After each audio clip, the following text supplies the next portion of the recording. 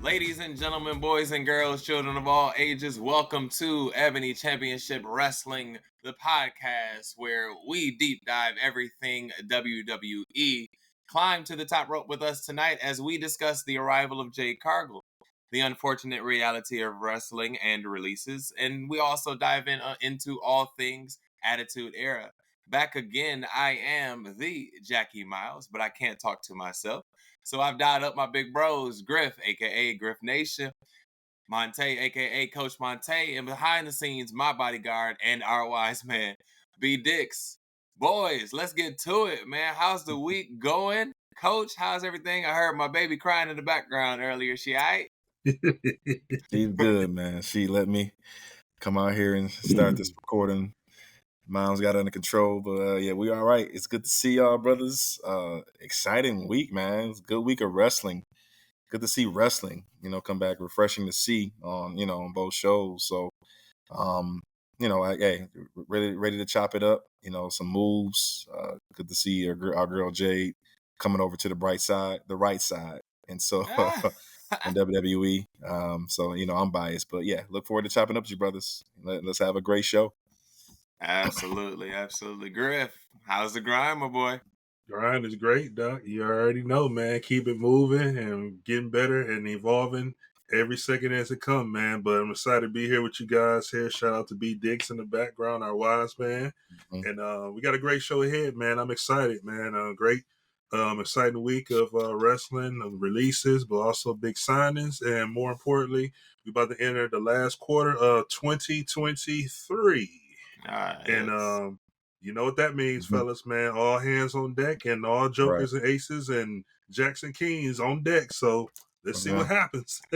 Let's Griff, what's jumping out to you on the show, man? Let's see. Griff, what's jumping out to you on the show? Woo. Well, I don't even know where to begin, to be honest. It's just so much happening at so moment. It's like, how do you catch your breath? How do you sit back and how do you really grasp, on one particular thing? It's so many great storylines that are developing. They're being, some of them are ending. Some of them are pretty much coming to a close tail. And there's some that are taking breaks. We see the Judgment Day. We see, the Bloodline. We see Jimmy Uso and Jey Uso. We see Kevin Owens. All these great things going on, even in the women's division, are going through some things too. Both Raw and SmackDown returning Nia Jax. I'm seeing a lot, I don't know what the future holds. I'm just here for the ride. My seatbelt's fastened. I'm excited to see what these writers, these storytellers, and our man Triple H, the head of creative, is going to do with this, and also this TKO merger. This is more of a Hollywood-based storyline that's going to be written for a lot of this talent here. So we're going to see how they're going to operate with these real deal Hollywood talent writers. Absolutely, Coach. It's good to see SmackDown take a turn for the better when it comes to creating drama. It was good to see that back. Jimmy Uso was showing his behind in a good way, and the Bloodline saga that can't end. It's carried that show for too long, and it's good to see it at least still at the pinnacle, the forefront of carrying Friday night, even without Roman being absent. There's still the heavy presence of Solo, his ascension into, you can see him now stepping into that leadership role. But what they did to poor AJ, and then obviously, setting up a handicap match. Obviously, we were way off from what our Fastlane bookings, but episode before last, I think, our previous episodes as far as fantasy booking Fastlane, but obviously, all signs are pointing ahead toward Fastlane, and more importantly, Survivor Series is what you're going to see. So Fastlane basically will be the fallout show. But Raw, a hand clap for Dominic Mysterio, Dragon Lee. Raw finally, taking a positive step forward for just wrestling. At some point, concentrating on that. But I'm very impressed. A much better week in being entertained from both shows, and of course, obviously NXT getting ready for No Mercy. So yeah, what did you think, Jackie? Catching up on your end, I know. With you being a teacher, with you trying to catch all the shows. Dude, man, you're trying to catch it all, man. it's getting rough, and I'm catching it at the last second some of these Yeah, nights. yeah. No, man, like I think the thing that jumps out to me, you mentioned Jimmy. I think Hmm. him taking a turn in his character, right? Like people are like booing the situation and not really realizing like It's this brilliant. man's thinking he's becoming the tribal chief, right? Like you can see he's starting to make those decisions that are saying like I'm the tribal chief, and you can see the reactions from Paul Well, this Heyman. is I'm where the Hmm. intrigued. Like wise Griff, what man do you and think the about advocate Paul comes into Heyman's play. Sure. reaction to this He's like situation? stuck in the middle. He's reporting and he's the guy that's following up, getting orders from Roman Hmm. Reigns, will also um, let him know what's going on in the show. But now he's in the middle because, he's got to Hmm. report to Roman what Jimmy's doing. And then also he has to report to Jimmy and tell Jimmy what Roman Reigns as the tribal chief wants. So Jimmy at this point is kind of like that, man, forget that. He ain't here. I'm the one running the show, Hmm. which was very entertaining for me because, Heyman was right there saying, no, Tribal Chief said not to Yeah. sign this contract. And he like, no, bump this. We signing this contract. Me and my brother, we finna get Yep. this going. You know what I'm saying? So there is going to be friction there once the Tribal Chief does return. And I'm sure there's going to be addressed and how that's going to go.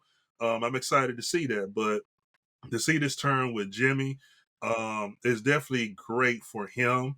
And we all know he been through a lot too, just with injuries, and then also, with Naomi and the other brought up too with Impact. Shout out to her too, Sure. holding it down to Impact. But I know that's kind of tough for him to, deal with the storyline, be split up from his Hmm. brother, be away from his wife and his family as well too. But I really respect what he's doing. He's really maintaining and holding it down with the everything that's going on, man. So yeah, it's exciting because now, like I used to call y'all used to say, like Court Griff has all the spoilers. He knows what's going to happen next. This is like a time, that I really can't tell y'all. No, I can guess all I want, but I can't tell. Don't know what's going to happen just yet, man. But I'm just excited, and that's what makes this more exciting because you don't know what's going to happen next, and it keeps you on your toes and tuning in for the next episode.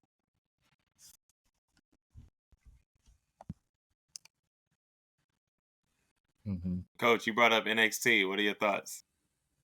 Oh, so setting it up, obviously a placeholding show for them to showcase Saturday. I think you're going to get the best of them Saturday. Obviously, not much. You got some signings. Obviously, the drama with the the contract signings, anything. But Yeah. yeah, I it's a I'm looking forward to seeing what they do Saturday. Obviously, you got the Heritage Hmm. Global.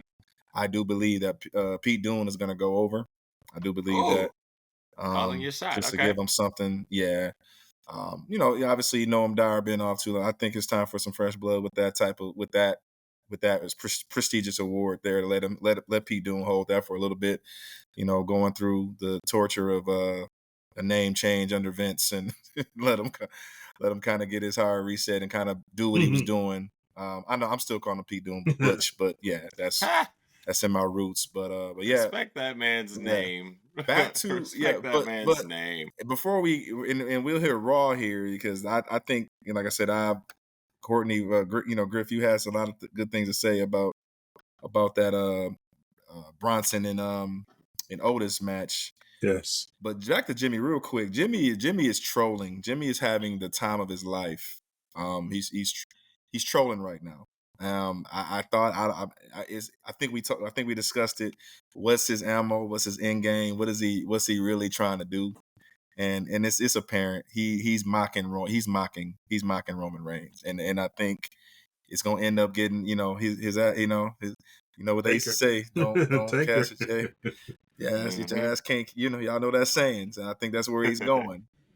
So yeah, so I think honestly we'll see. They'll do this tag match. I don't know, and then I'm gonna bounce this off of one of you guys. The tag, it's not gonna be definitely not gonna be a handicap match. Cena will be paired with somebody. Well, Who you guys thinking that I I that mystery literally guy will be? in my Who you first feeling, Jackie or person that came to Griff? my Yo? head was Jay, but um I was feeling like, well, Jay, it's probably too early for Jay to come back and reconcile and beef Mm, with them right now, all right. especially with all the drama he got going on Raw.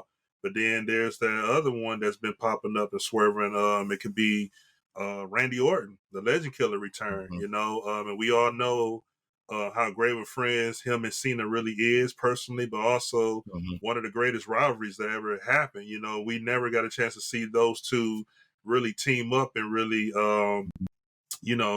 team up together and go against other tag team opponents and stuff. So for Randy's return, if that is what the plan is and what it is, that'd be great. But I'm hoping it's someone big and spectacular for that.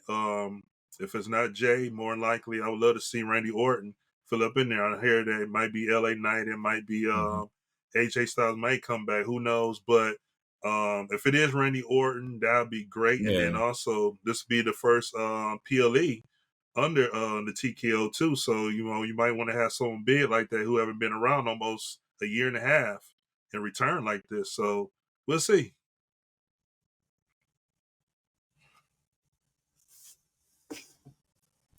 Right.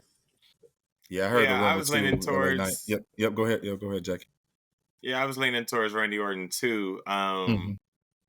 Simply because, like, with Cody saying somebody has to be drafted back over to SmackDown with Jay coming over. So I don't think it's going to be Jay. And then I think because they haven't named that person yet because Cody hasn't had the chance to get it out, because Dominic keeps interrupting him, which is hilarious to me. So, and with Randy Orton being at the Performance Center the last couple weeks or whatever, I think it could be him. But I'm with you, Courtney. It needs to be somebody with a little bit of pop. I need to be excited about that one. I don't know why, but yeah, I want to be excited about that slot for some reason. So, yeah. What were your other thoughts on Raw, Coach? Oh, I had one more disappointment. I had the way SmackDown ended, but the lowest of lows was how the way that women's match ended.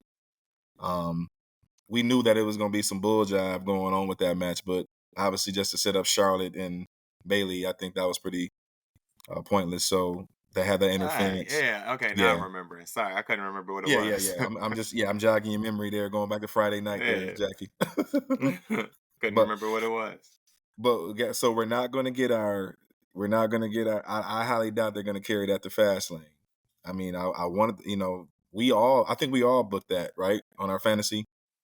Seeing EO and I think I had right? EO and Charlotte, but I think Griff, you had for the title. Griff, you did have Charlotte in there, so that was pretty much remove Charlotte out the title picture and go her own storyline way. Because we know every time she comes back or she's involved, she's in the title picture every single time. So get her title shot with EO, get EO put over, get her out the way, and then let's get some fresh faces and fresh competition for EO.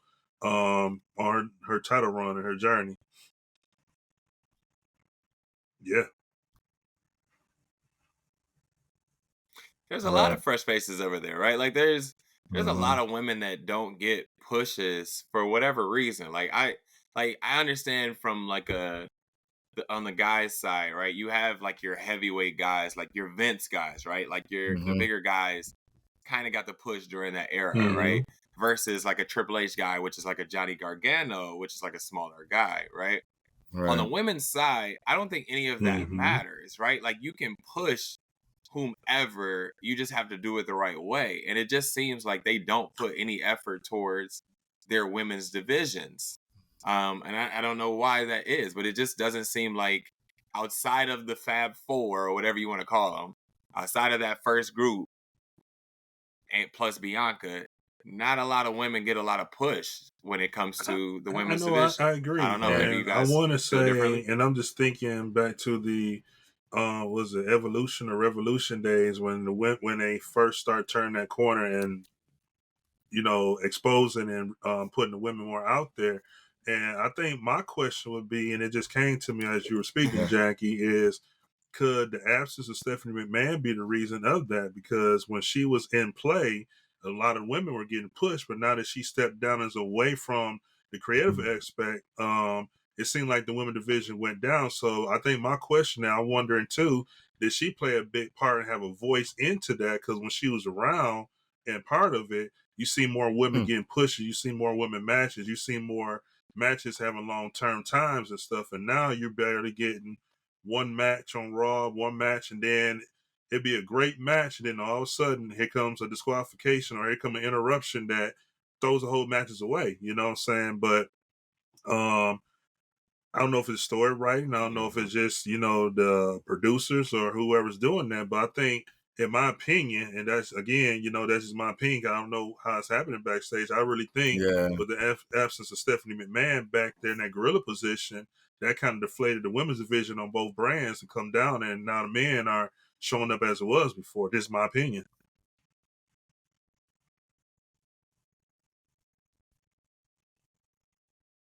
Gotcha. Was she in Gorilla like that though? Like, was she? I know she had like an impact during like the initial boom. She was feeling in Gorilla like that to be making Trip decisions. Events. Oh, she was pulling some strings right there as far as okay. who gets. She was in. Yep. She was in there. And that was a remarkable night, for them to have that all women's pay per view. So yeah, just reminiscing real quick. Yeah, that was awesome to see. Was that 5 years ago now? 5 years ago. Yeah, somewhere in there. Yeah, it was. Yep, and 2018 is when they did it. I don't know. 2019 feels like 2 years ago in my head, but yeah. Yeah. But yeah, I think the hottest thing in wrestling right now, gentlemen, is clearly Trick Williams, is it not? Are we all on board with Trick Williams? Because the man's on his way to meet actually probably arguably the hottest person in WWE right now is Dominic at No Mercy this weekend. Yeah. But I'm on board with Trick, man. I think he's grinding and getting so much better ring wise, and he held his own in that fatal 4-way last night. Last night, mm-hmm. and did well. I'm all on board. Yeah, coming underneath the thumb of obviously, Mello. It's like I said, branching off his own. And let me show you what I can do. Dude's performed, man, and I'm excited for it. He has the look as well. He damn sure could hold a title. They could. He could be popular. I think he'll be popular enough to hold some type of title in the near future. Can talk. That's the thing. He's got the body. He's figuring out the wrestling, and he can talk. And that is to me is the hardest part. Can you get over on the mic? And if so, then can your wrestling, follow it up? Or vice versa, one way or the other. Like if your wrestling's great, can you then back it up with your talking? Agree. And I think he can talk. And now one thing I look at with Trick and a lot of the other guys, but mostly Trick is I look at how comfortable they are being where they at and how much fun that they're having where they at, you know what I'm saying? And I'm seeing that he's having a lot of fun, and that's just a lot of with the NXT talent too. That's why they have some of the best trainers, and Shawn Michaels is doing a great job producing in the head over there, because they're coming on their own. They're not like in a rush to go to the main roster. They know when their time comes, they're going to get that call, and when that time comes, and they're very supportive with each other. And I think that feeds off until who they are as a person and also their character too. So when I look at Trick is always having fun. He's comfortable in his skin and he's always looking to get better. And I'm excited for him because not only he's one of us, but he's getting that shot, and it's a possibility. We don't know. He might upset some people and make that and get that victory this week.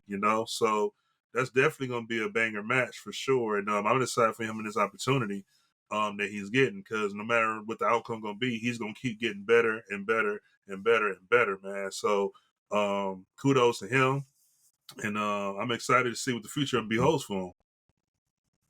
Oh yeah. No, I'm all in on him, but he ain't beating Dime this weekend. He ain't gonna beat Dime this weekend. Hell no. Here's why. Hell no. Here's why. They had a whole package for Dragon Lee on Monday Night Raw. Yep. And I texted Brian. I said, Dominic better not lose. Like, he should not lose this because he's too hot of a heel to take this L right now. Like, the storyline with him having a title, with everybody else having a title in Bloodline. In Judgment Day. He ain't winning that one. I'm here for Trick, but nah, he ain't beating Dom this weekend. As much as you want to. I hate that they're showing tension between him and Carmelo right now, though. Like, I don't know if they're setting something up or what, but I hate that they're showing that tension, Coach. Yeah, it's what I think I talked about previous episode, when we first started talking about him. Yeah, you probably not going to see him get the serious push ready for the world Yeah. until he beats Melo. And Mm. obviously, that's just a rule of thumb. You roll with a guy for so long. Um, like I said, kind of the mentor beating the teacher type deal. That's probably gonna be his rite of passage. In order for him to be booked seriously in NXT. And like I said, I just said he'll win a title, but I think that'll be the catalyst for him. Knocking off Melo. I think that would be the start of his run, for sure. So we'll see. Good things happen. But the positive, that was the bright side of Raw, to your point with Dom and Dragon. Though, like I said, applause to those guys, man. Thank you for the bangers. Yeah. Thank you for Raw finally producing a It's a really banger good match. right in a while. And I told you our brothers last night in the production meeting. Yeah, the fool has wrestled his way into my heart. I'm officially gonna join this Dom train. I guess I'm gonna go ahead and do it. So, Hey, but welcome to the club. We have but cookies. but Welcome. yeah, man. Welcome to committee. Yeah. But yeah, the pace. I'm just gonna say my piece. The pace of the match. That was the match of the night. Obviously, the highlight of Raw. Honestly, the pace, the moves, Dom being able to catch just to hang with that lucha libre style, just showed you. And you said it, Jackie. The dude's getting better. So I'm gonna let you go ahead and chum him up some more. So what you Absolutely, bro. think? Like, think about it. He's holding his own. Like, we can sit here and say like we don't like Dom for Yeah. whatever reasons, and we can boo him for the daddy stuff and all of that. But this man is putting on some bangers. Like, Yep. Yep. week in, week out, he is wrestling. He's consistent. He's putting on shows. Like, say what you Mhm. want. It's some folks back in catering. It's some folks that got released that ain't doing this. And I'm sorry to the folks that got released. That's like clearly like that's not okay, and that we don't wish that on anybody. Right. But y'all ain't doing what Dom doing right now. Sorry, like Dom's putting on some Yep. bangers, and so Hey, arguably one of the I'm hottest already on people that in wrestling train, right and now. like Arguably, I you mentioned to support? you guys, he's wrestling every show, every night. He's not taking no breaks, and this is just getting him better and better and better, man. Like I said, it goes back to this Seth Rollins interview that he had with Seth and Logan Paul had, and they talked about how Dom is like the best and the greatest heel. Seth kind of complimented him, saying like, "Y'all don't understand. If y'all really look at Dominic, he's like the most greatest heel that we got in the business right now." He said because he's a student of the game, like Dom's the type of person like he'll come and ask you Right. questions. How was this match? How does this go? And he'll take the criticism. And then Seth was like, right after you tell him, he'll come at the next match and do exactly what you say. You're like, wow, but he do it at a whole another level with it. You know what I'm saying? And blessings on him, man. Like, I just think his biggest breakthrough wasn't the heel turn with Ray, but more WrestleMania this year. Like that big grand entrance, man, Dirty Dom.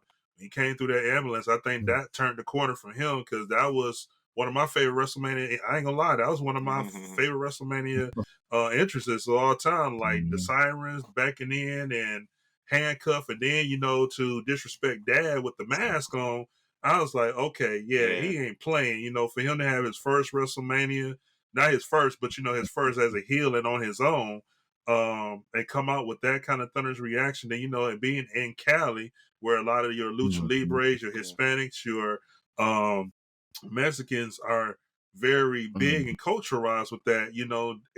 They kind of celebrated and gave him his respect. Like, hey, this crowd was booing, but the Hispanic side, they was all for it because they already knew what time it was. So that was kind of big, man. And I'm telling you, man, Don got a lot to go, man. I'm just excited to see this young kid. I mean, watching him 20 years ago as a little kid in the front row, watching him and Eddie go back and forth. Now he's here and we're witnessing it, bro. So, man, I'm excited.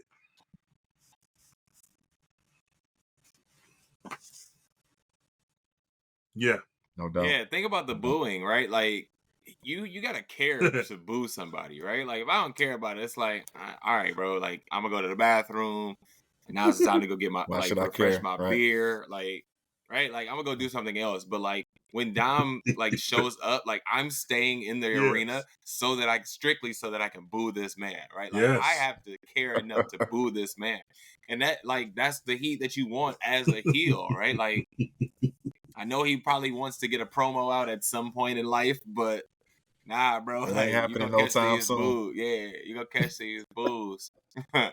You gonna catch these boos. Overall on SmackDown, gentlemen, the Street Profits took an L Oh, and then got a stepdaddy scolding. I like, hey. bro. Bobby He got a though. Ving Rhames Bro. naked in the kitchen scolding. Did y'all see? Like Did y'all see Bobby face? man was pissed. What's crazy though is if you notice how the way they repackaging him, Big in love. the crowd, Bobby is getting love now in this role. Bobby's getting a fanfare. He's been had it though, but no, he's had it when he does the little thing. But now, Yeah. like the That's smart whack, by wrestling the way. fans, are now like, okay, we rolling with, because I know he's been getting love, wise man, but it was hot and cold. You know what I'm saying? It just depends on where he was at, the crowd, but now, hey, with this new persona with the suit, and I'm gonna say my piece on it, dude. Like, I think it was we said in production meeting, it was a great step for them to get the Street Profits serious. Like, okay, like I'm here to help y'all. I'm here to help y'all develop y'all career, but y'all gonna do this as heels, and y'all gonna do it my way.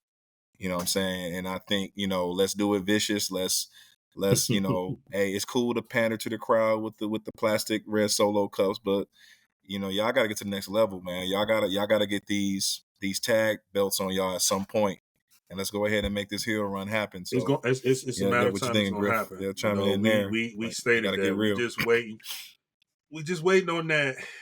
I'm just thinking of that Attitude Era back in the day when that faction or group just got mad or they just got hot and they just got tired. They didn't care who it was. They didn't care what match it was. They just interrupted the match and just made total chaos and destruction. Like out of nowhere, like slamming tables, made JR and King. That's what we're waiting for. That's what I'm waiting for. That is going to be the big heel turn because again, everybody's still okay. They still trying to get away from the red cups, but because of the popularity of the Street Profits and the popularity of Tez and Bianca, they're still kind of like, yeah, they're heel, but we still love them. Yeah. We just waiting on that type where they say, okay, you know what? It is what it is now. We try to get this paper. We try to get this bag. I'm trying to get y'all to hate me now. Like when we come down, you hear our music, y'all boo it to the point where, okay, we finna get new theme music. They're still in the Street Profits, so theme. Till they get that new theme music, till they really make that big heel thing, now we are talking some cash business here. So I think, and we alluded to it yesterday, I think this loss was needed to happen because if you're trying to make a heel turn, you can't just go heel and win everything. Even Judgment Day, when they first went, they had to lose a couple times and then get a wake-up call. Once that wake-up call come and everything else, then okay, because they're going to get tired of Lashley talking and doing that in a minute, and they just going to just snap and say, look at each other, say, okay, bro, enough is enough now, bump it. Forget this crowd, forget what they think of us. They loved us then. Now it's time for them to hate us now. Let's go. Yeah. And it's gonna do nothing but legitimize both of them, right? Like as soon as they give that full heel turn, as soon as they show that vicious side that Bobby's looking for, that's gonna elevate them. Dawkins, his wrestling has picked up so much that now he's a part of like the conversation of like when Montez does go on his singles run, Dawkins can have one too. Because before it was like Montez was going to do his thing and Dawkins was going to be left by the side. But now like Dawkins has picked it up so much on the mic and, in the ring that now like he's got to be a part of the conversation. So no doubt. I'm with y'all. Looking forward to seeing what they're doing, man. And obviously Bobby was a part of the Hurt Business, and the Hurt Business lost a soldier this past week in Shelton Benjamin. Yes. What are our thoughts on the releases, gentlemen? Obviously, I made my statement earlier, but what are our thoughts on the releases, Coach? Oh, I mean, it's evident it was, business. Obviously, the TKO, the merger, they said it was coming. We knew it was just a matter of when. It's just a matter of when they're going to do them. So, Sheldon Benjamin, we talked about it yesterday. Obviously, the surprise, but what's crazy is that these guys, you haven't seen these guys on TV. The only thing I can take away from it is that, okay, what happened? What happened to the TV time? Obviously this was just a prelude to the end. This is a death march out the door, slow death march, by them not getting any TV time. I just think that Sheldon Benjamin has done a lot for the company. He damn good wrestler. He'll continue to do, if he wants to go to another promotion, if he wants to go TNA, if he wants to go AEW, he can wrestle. And talent. He's got, he's just got to figure it out. 21. I think how many years did he do in WWE? I think it's off and on stint. Them. Yeah, 20 plus year, right? Yeah, 20 plus years. Mm-hmm. Man, kudos, man. Nothing but respect for him. I think the Hurt Business that was his kind of the last gas for Sheldon. I think if they would have figured it out and kept them together and booked it right, we might be having a different conversation. But I see two other names in here that we for damn sure can talk about. So, what else stuck out to you? Griff? I know we got Dolph. I know we'll hit on Matt here shortly, but I think, like I said, to Dolph, to me, I think just like Sheldon was in there for a very long time. Dolph had a tremendous career, very underrated career. In my mind, people forget that he was a two-time world champion, a Money in the Bank winner, and also NXT champion when he went on that spurt run last year before Braun Breaker took the belt back from him. But Dolph was kind of like a surprise, and then like maybe the next day or two, it kind of just like, okay, I can understand that because, low key, Dolph had other gigs outside WWE that he was doing. Like, I think he's like a comedian or improv comedian, something like that. He got his own comedian show stuff going on. So I think he's set well and knew his time was coming. And then, with all the transitions in today's wrestling and storylines going on, I think they just ran out of different ideas and opportunities for him to put him on TV and get him fused and storylines with everything else that's going on. But Dolph was kind of surprised, and also low key Dana Brooke was too a little bit for me because she was down in NXT, and I see Jackie just shook his head for a minute like, what's happened? But Dana Brooke was not a big surprise, like, oh my God, like, why you let her go? It wasn't that kind of surprise, but it was the only reason that was a slight surprise for me because I know she was pretty much in NXT and she was just on NXT like prior to her release. But other than that, I will say this too, for those that's listening, I know there's fans out there saying like, yeah, I'm glad they're gone, this and like that. One thing y'all got to keep in mind too, that I've been in this situation and currently, at the end of the day, when we talk about releases, these are talents that have lost their jobs or they're not no longer employed. Whether they got other backups and things or not, we don't know what their personal income is. So we just got to keep that in mind too. When you're released like that, we don't know what's next for them. It's easy for us to say, yeah, they can go to Impact or AEW, but when you're released from a job, I know that's kind of tough, and especially when you get that phone call out of nowhere that you didn't expect that. So my hats off and salute to them, respect for putting their hard work in the business, but I wish them best luck and find something, better or greater as they move forward.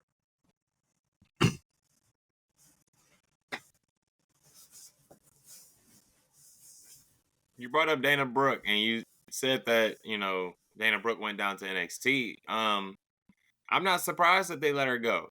I'm not surprised when she went down to NXT and you still doing the same shtick, and you expect people to love you differently just because you're now down on NXT. Like, no, like, give me something that makes me love you different, like love you differently. Right. Baron Corbin went down there and literally told you, I'm reinventing myself. I'm like letting all of that stuff go. Burn the ships. I knew here's why you need to love me. And now he's doing well. He's flourishing.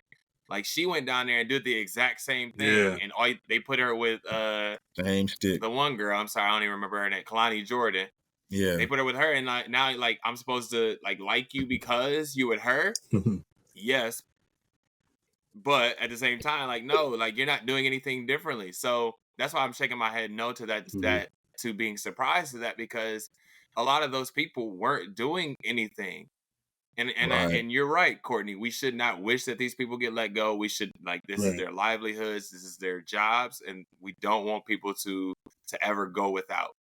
But at the same Right. time, like, this is a company that like, what have you done for me lately? We say it all the time. Like, you have to, like, keep it reinventing yourself. Yes. Like, Seth Rollins has put out so many different versions of Bro. himself, and he's reinvented himself. Right? So, like, if you're still doing the same thing, like, Dana Brooke Right. keeps coming out there doing that cartwheel, like, nobody cares about that cartwheel, girl. Go on. Go on. Whatever she doing, whatever You this know? is, yeah. Yeah, like, I do not care, you know? I do not care. Okay, so with the emergence of the TKO merger and all of the different releases that are happening, obviously Matt Riddle is a part of that conversation. And so clearly he's not going back to UFC with now this being a merger. So what are your thoughts towards that, Griff? Yeah, I think because the not only just the troubles and the situations he's been dealing with WWE, I think there's a lot of back history too. When he was once in UFC with Dana White, about a decade ago, Dana White just did a interview, and the reason of his thoughts of Matt Riddle, and a lot of it is because he just wasn't a draw or a draw to, anything else. But more importantly, just had troubles with, drug uses and stuff, not passing drug tests and stuff. And now with this merger and with Dana being on the board along with Vince and part of Triple H as well, too, Dana's putting more influence and saying, hey, going forward, I don't have no trust and there's nothing this guy can do for us. And now he's in trouble making up things, and he just came back from a troubled situation. And, basically this is a guy that, can hurt the business and hurt them for a lot of money. And that's how they, felt about it. And I think that was a big influence, and he made a big impact. And that's the reason why he was not brought back on part of this merger and stuff too. So for me, it wasn't a surprise that he's not back. I think Riddle did his time. His biggest run, of course, was with Randy and RK Bro. But going forward with this new TKO and this endeavor and past histories and stuff, I think there's just a lack of trust with not just Dana, but all those that's involved with the history that Riddle had, with his personal livelihood, his divorcing, and also his drug use is not passing tests. They want to be reliable and lose any businesses and marketing strategies just because of his actions and consequenceable behaviors. Was his drug stuff, was it strictly marijuana, or was it something different? Part was marijuana, but then there was more. I guess there was like the crack. I mean, he did the same thing under the WWE contract as well too recently too, and that was one of his reasons why he was off TV for a while, because they went and gave him some help and rehab. So I think there were more things that spurred, and I think because of his recent divorce, as well, that allowed that to come back into play. And I think WWE was more lenient because he was a draw and he was really winning a lot of the fans over, especially being under Randy, with Randy getting hurt. I think they were being more lenient and giving him more chance and opportunity versus what they were doing. That's with what I was UFC. thinking, Brian. Did this man say crack? Like what is this, 1980? What happened? This man was smoking crack? Fame fool me once. I was very confused. I'm sorry, Courtney. Go ahead. Yeah. Oh, that was good. Ladies and gentlemen, once again, the wise man is in the chat, and let's make sure this week this is gonna be recorded. Viewers, let's make sure we get Brian's text on. I'm sorry, Courtney. Go ahead. I'm sorry. Continue. Oh no, I'm pretty much finished up. No, that's pretty much it. Just to sum everything up, just his drug habits and his behaviors and things like that too. Just WWE was just more lenient, giving him different chances to improve and get better and providing the help that's needed. Where now the brand is more stricken now. We're not taking no chances. We've seen repeated history. We don't want this repeat again. So we're gonna go ahead and just eliminate this problem now and not make it another situation Right. again. I wonder why he Too was getting much. so many chances. You know what I mean? Like coach, did you see enough in the ring that made it so that he got all these chances? I saw energy and effort. He was given 110 in the ring, and he did improve um, over the time frame. I mean, when Okay. he came back, I think when Randy got hurt him in the long run because Hmm. that story, we all knew where that story was going. That was going to be something magical. That you never. I don't think you get a KO and Sammy, before that. I think you see them have a reign, and obviously, going at it at WrestleMania, you know the way that goes. But yeah, I think when Randy hurt his back, I think that jacked him up ultimately. But his ring work was okay. I mean, so yeah, and then once again, Wise Man Like in here, yeah, with you say he was giving making you this. say he was giving effort. I saw that. I I don't saw know that. that he took Yeah, it seriously. I don't know that he took it he, seriously. Like, right? Like I'm always it's right, gonna be burned in my brain, right. him and Asuka in that promo, right? That Like that's promo gonna be sucked. burned in my brain. Like he forgot his words and then just like walked off. Like he didn't try to fake Hmm. it. He didn't try to like muster through it. He didn't try to be like, oh, what do you think? Like maybe Right. throw it to her and maybe she can fix it. Like he just walked Yeah. off. Like it's live TV. Like what are you doing? And I just so Yeah. like that plus like obviously all of the distractions and stuff that Courtney has brought up, like all of Mhm. that. Like I just don't know that he took it seriously enough to Right. warrant like we got to bring this guy back, like or like this guy Yeah. deserves all these chances. I just don't know. It, he wasn't consistent enough. Believe it or not, I think the feud with Seth actually was cool. I mean, because that was real heat. Sure. But that Yeah. was real. That was real backstage. I hate you heat, and they put on some bangers. I think that feud they had some bangers in there. Like Yeah. it was a legit feud that we were invested in, that we cared about. He just didn't build off of that. He didn't. He just wasn't consistent enough. To your point. You gotta care about the whole package. The promo, the mic, everything that comes with being a Hmm. WWE superstar. He just didn't care. He wasn't committed to, and you seeing, the end result, so wish him in the future. What I would bring back though, who I would bring back is out of that crop. I didn't see him on obviously we're biased, Ebony championship. But I would, give my boy Shell another chance and just put him in there with the profits. You know, 20-year vet. I think, do something. I mean, obviously, Sure. you see something with Bobby, MVP Yeah. and Omos. I don't know where they are, but come on, we're craving as Ebony Championship Wrestling. Our promotion here. We got to see. Let's get them back on the screen some way somehow. What you guys think? That's what Griff, that's I what I don't would know if bring you back. saw this.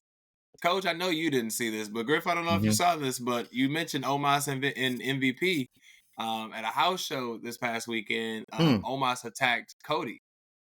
Omos attacked Oh, Cody, I and didn't that's see how the that. show ended. So Really? maybe I'll take Omos coming back and doing some damage with them, or or being in that storyline with Cody, right? Because obviously he's going to get built up in that situation if that Hmm. is what's happening. But yeah, I'm intrigued to see if that's what it is. But I like your pick of bringing back Shelton. Griff, what would you bring back?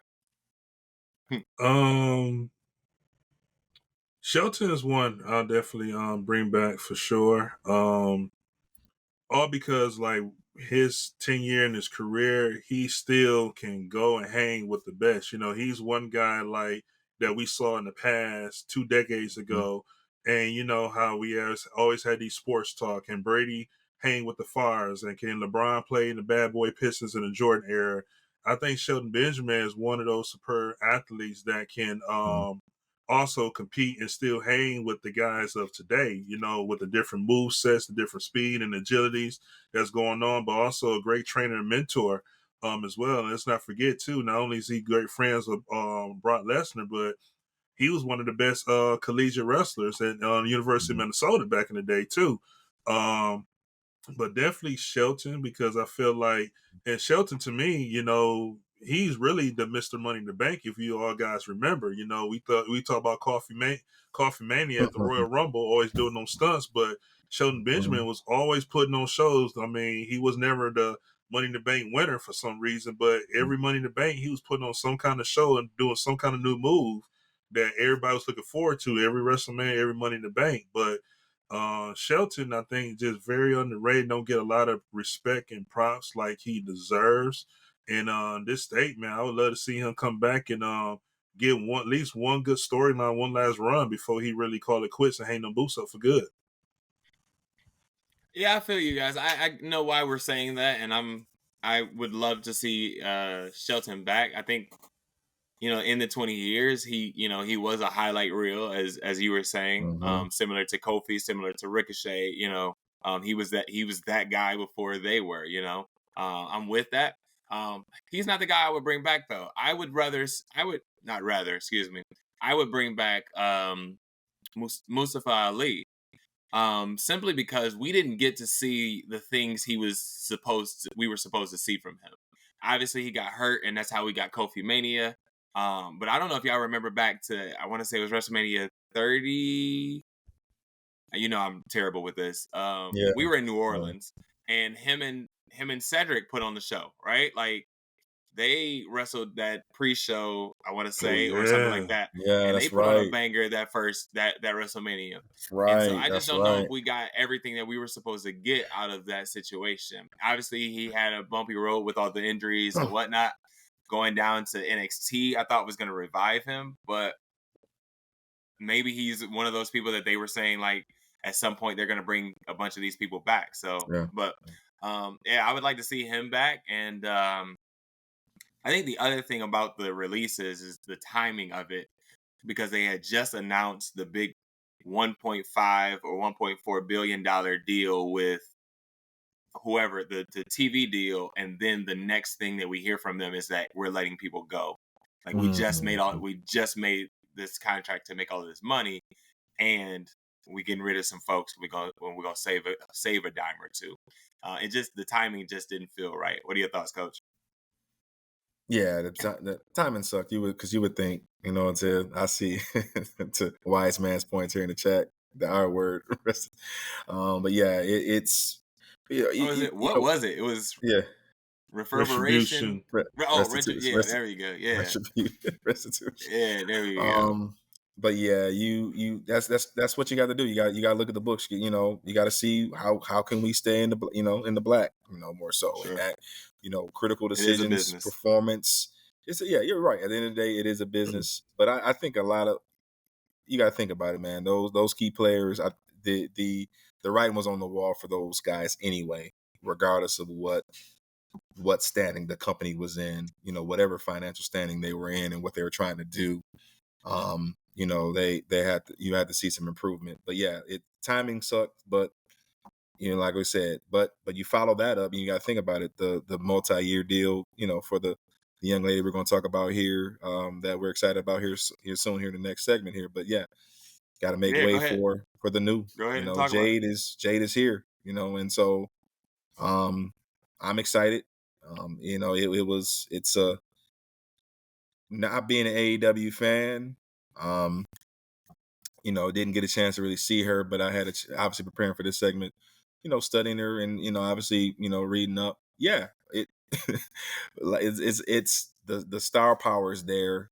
She's a talker. She learned the craft, the showmanship from her background, but now it's time to do the wrestling part. And I think I'm really, really excited for her to learn the ropes, coming under this, this well-established brand of WWE, learning from the best. Performance Center for sure. I'm waiting to see. The dream matches are there. I know we talked about it. I think we kicked it around last episode of of them playing around Bianca and Bobby and the Street Profits. But the more I'm learning about her and seeing her matches and going back and watching them, all those squash matches, those streaks, we got to develop her some more, similar to a Omos. Let her go. Let her get her chops. Let her get her chops in NXT. I after seeing it again, like, yes, let's not mess her up. Let's get her package right. Let's let her let's sharpen the tools where they need to be sharpened, and then set her up for success. So what you thinking, Griff? Yep. Man, Jay, she's a workhorse. Mhm. Just like Bianca, just like Charlotte. Um, Early on, she had dream matches. She wanted to be in the ring with Bianca. She wanted to be in the ring with Charlotte. Charlotte give her praises Mhm. a few times, as well as Becky Lynch. Um, I seen Jay in action in person a couple times at some AEW shows. Mhm. Great physique. Uh, AEW might work. I would say she was decent. When we talk about WWE promo mic work, it's going to be a little bit different, because Tony Khan can let you go a certain way and say whatever. Where WWE, I'm very interested to see how her promo skills will be here. But more Right. importantly, like you said too, Montay, is always look at conditioning. Y'all know I'm big on conditioning endurance, and I always say this all the time. Bianca, Charlotte, and Becky are the top three most conditioned and most endurance women athletes in WWE. Period. In wrestling. Period. But when I look Mhm. at Jade is great, dominating. But can she maintain and can be well conditioned? She has the body, and you can have a body, but can she do a 15, 20, 25-minute match Mhm. of Raw or PLE versus what she never was used to doing in Mhm. AEW? There's no knock on her. I'm very excited. She's pretty much in the performance center putting in that work. She's excited. All those great things, but I'm excited, but I don't want to be that type of person where like, okay, it's over now. Like, let's go. Like, let her get in, let her get comfortable. You're in a Mhm. different office, different corporate setting now. WWE is more structured and organized and can market you very well. Versus with AEW, it's kind of different. So let's let her get her chops wet, let her get her foot wet. I'm not going to overhype to see she's gonna start in NXT or the main roster. I don't know where she'll go, but I Mhm. think wherever they plan for her to go and start, it's gonna be great for her. And Mhm. you just gotta take one day, one breath at a time and see what happens. But let's let her welcome in with open arms. Let her get trained up in that PC, and then wherever she needs to go and start off to build up, she's gonna do it. I think Yep. you kind of like you can't send her to the NXT. You can't send her to NXT. She's too big. Yeah. Like Mhm. AEW did all the groundwork, right? She went 60-0 over there, and then now you're gonna put her down on the JV. You can't, right? Like you Mm-hmm. you kind of Right. have to I can see you that. have to thrust her into the spotlight, right? And I think that's why you got such a big blitz when she Yeah. signed, right? If she was just like another ordinary signee, it's like, oh, we'll just show her in the crowd during No Mercy or something, and then you'll get to know her when we got a storyline for her. But she's so big that like we have to push her now. And because you Mhm. already know she's a household name, she's a AJ Styles now. I'm not saying she is AJ Styles. I'm Right. Oh Right. saying yeah. she's a name that like when you hear it, it's like, oh, that person made the jump. That's a huge signing. We got to treat her as such, right?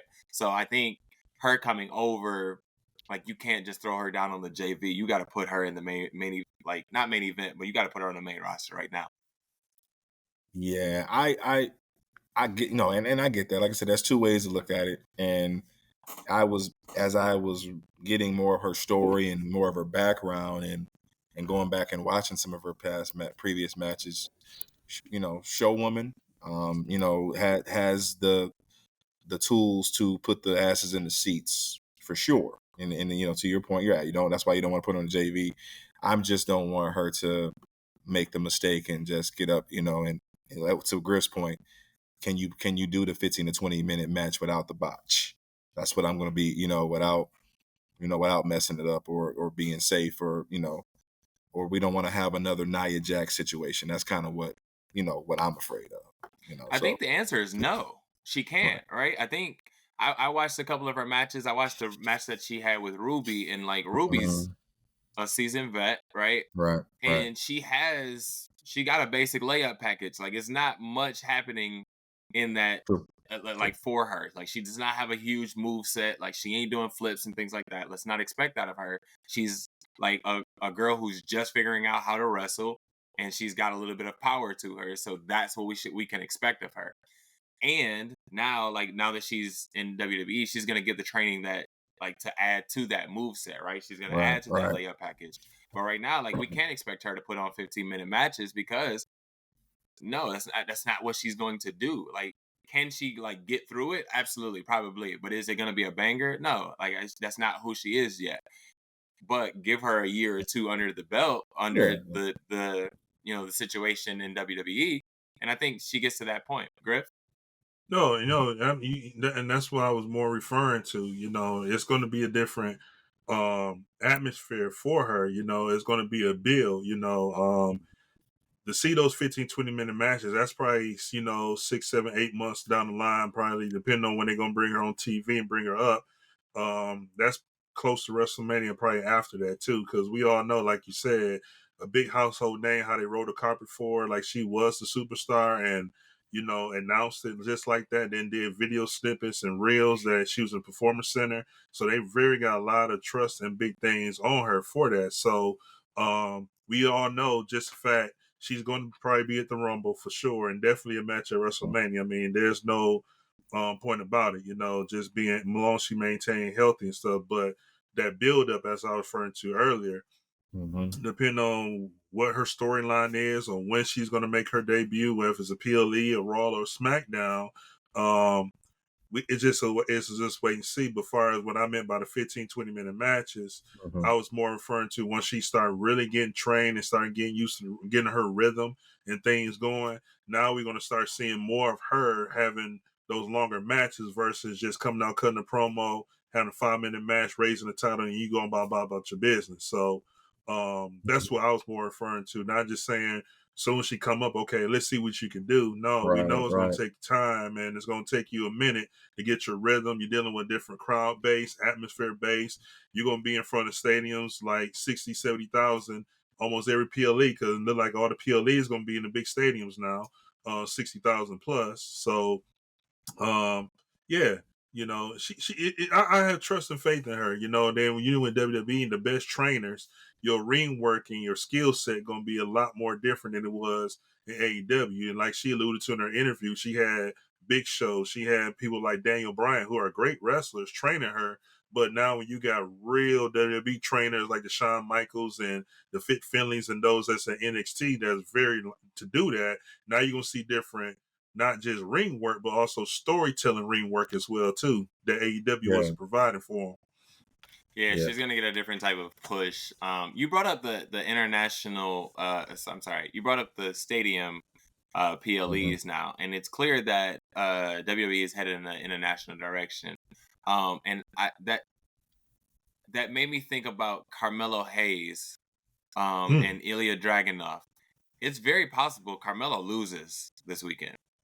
Oh yeah, no doubt. It's very, very possible that he loses this weekend, and then at some point regains it to go on like the 2-time situation. But I was just thinking, like we've been having that international conversation a lot lately, and that just jumped into my head that he could very well lose this weekend and then regain it maybe around WrestleMania week again. But I was just thinking it's very possible that could happen.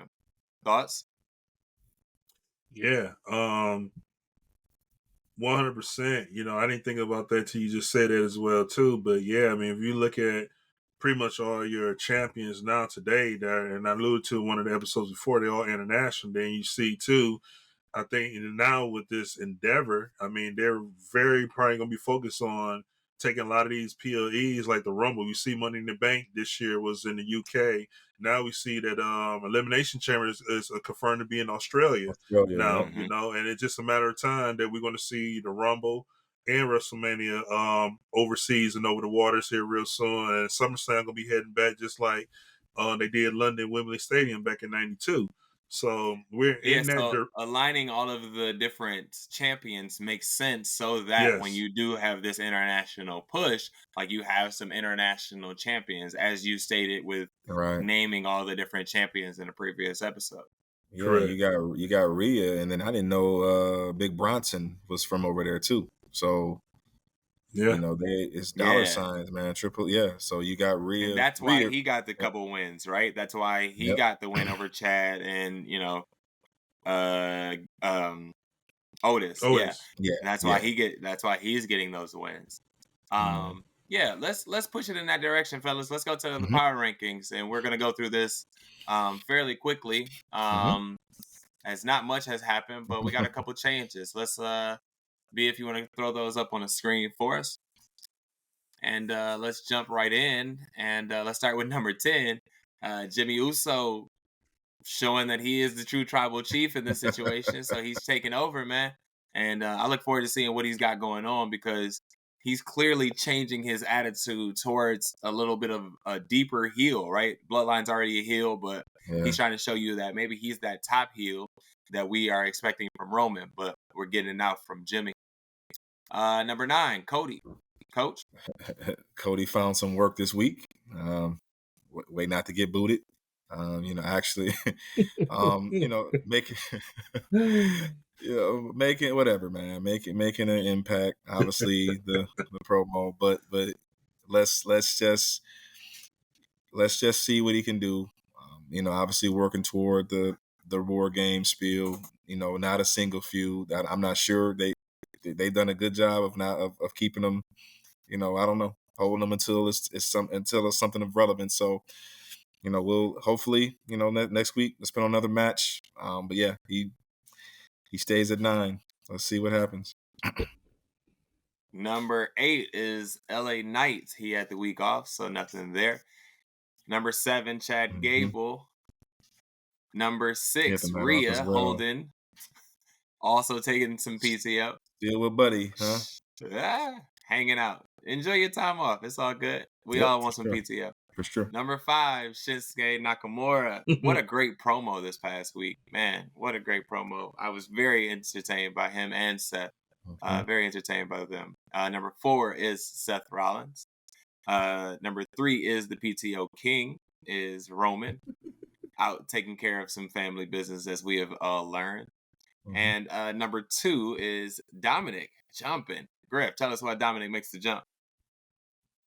And Dominic is just everywhere. He's defending the belt. He's winning matches. He's putting on great matches. He's captivating the fans. He's allowing the fans to boo the heck out of him. But more importantly, he's taking a lot of hits and a lot of loopholes for the Judgment Day to continue to roll and stay high.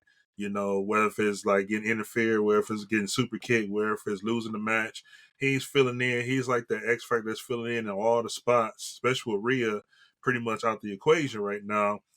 He's just stepping up and doing all the little stuff and dirty stuff, dirty again, dirty down, and is in the way, man. So he's all over the place right now, from NXT, from Raw, the Judgment Day, North American champion.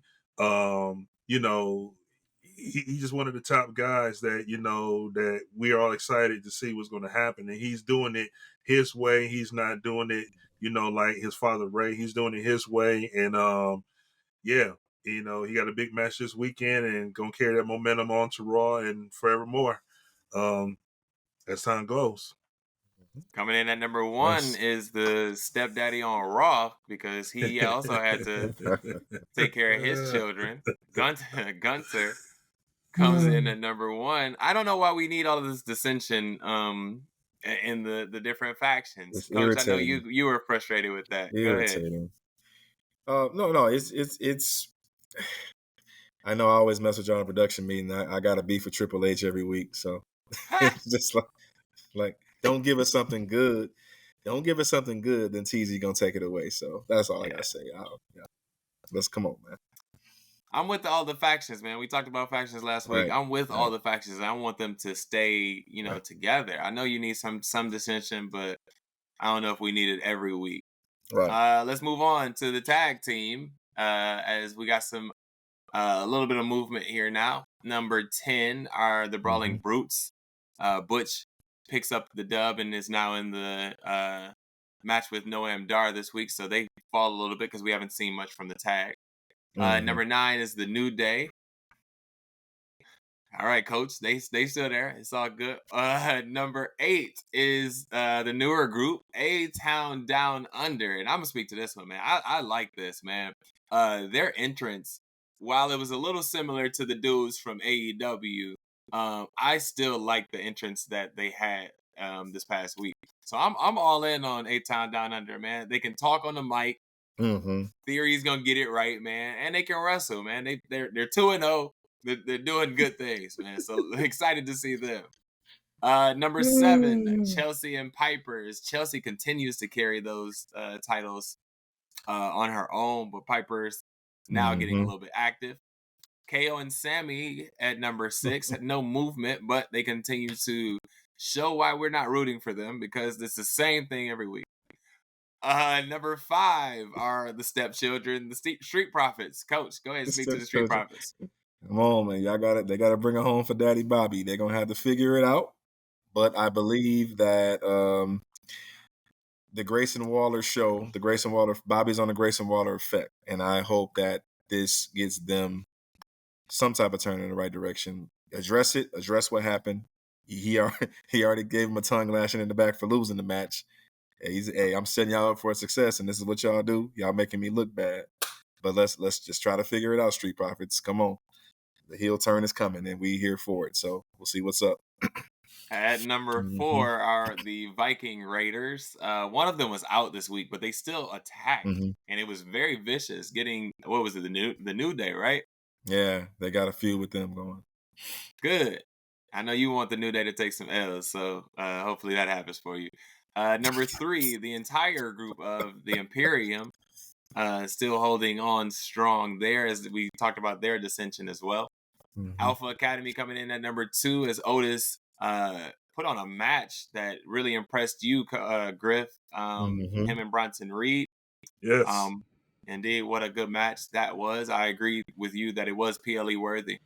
And then coming in at number 1, the hottest group, man, just interrupting Cody every chance they get. Griff, go ahead and speak to the Judgment Day.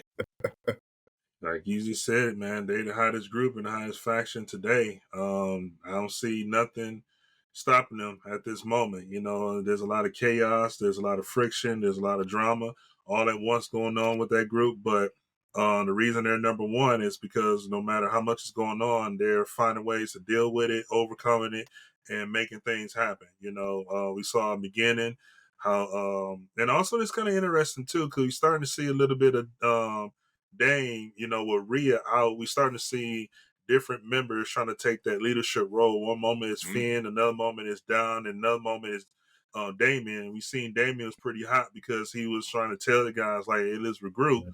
Here comes JD, like, with the chairs, like, no, bump this, let's go. And it's like, dude, you're not in part of this group. What are you doing? So now, because of JD, you know, he trying to say, no, let's back off. We'll deal with them later.